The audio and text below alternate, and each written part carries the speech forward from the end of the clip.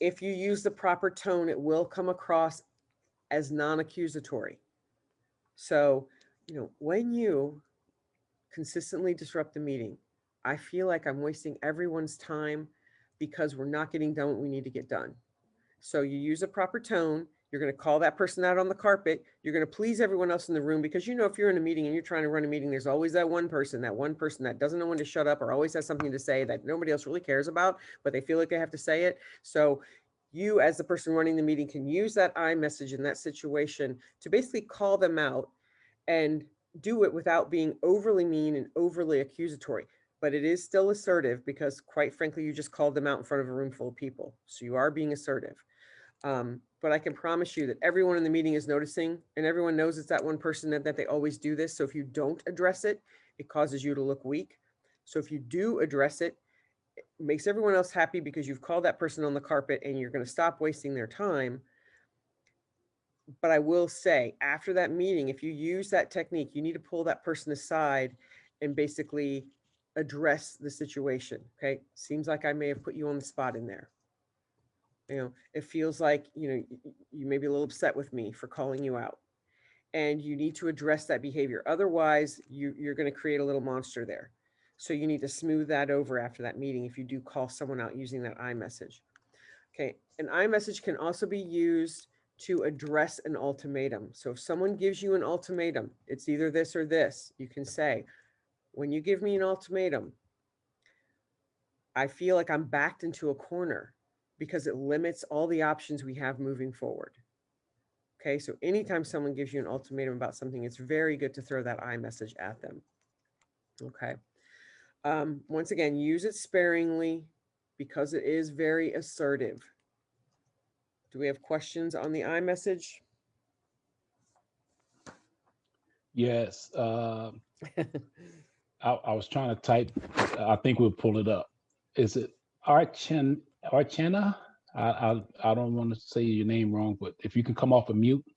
Yeah, that's correct. It's Okay. Archana. Okay. Yeah, my question was, when you use this I message, could it be misconstrued as perhaps you are the only one in the room feeling that way? And how do you make sure that you're basically speaking for the group or everybody and not just portraying your individual personal emotions? Right, good question. One thing I will say is because you should use it sparingly and it's very assertive, you want to try other methods first. So if you have this person that's constantly disruptive, you can say, "Wow, it seems like you have a lot to say today.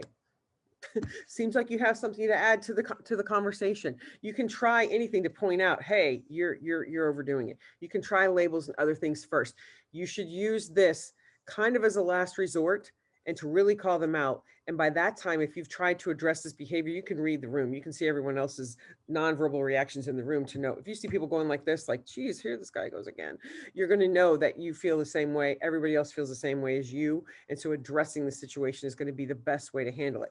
Now, if this is somebody and you're in a meeting and it's someone you just have this personal thing with, that everything they say irritates you, might not be the best time to use an iMessage. That might be something you deal with in private outside of the actual meeting. Because if no one else has a problem with this person and you call them out with an iMessage in front of everyone, you're the one that's going to look like the big bad bully.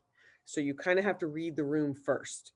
Okay. If that makes sense. And if it's someone you have a personal issue with, you can still use the iMessage. You just don't want to do it in front of a room full of people at that point. Make Thank you. sense? Mm-hmm. Right. You have the I versus we.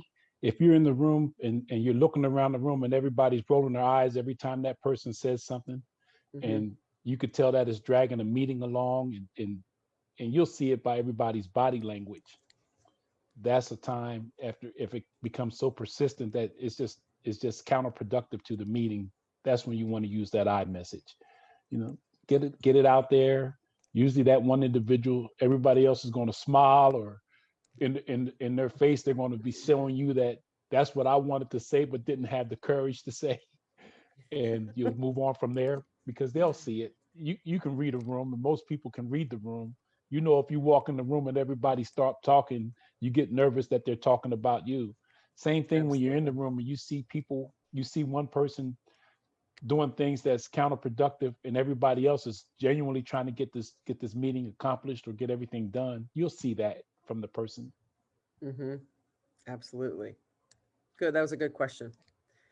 Okay, how are we?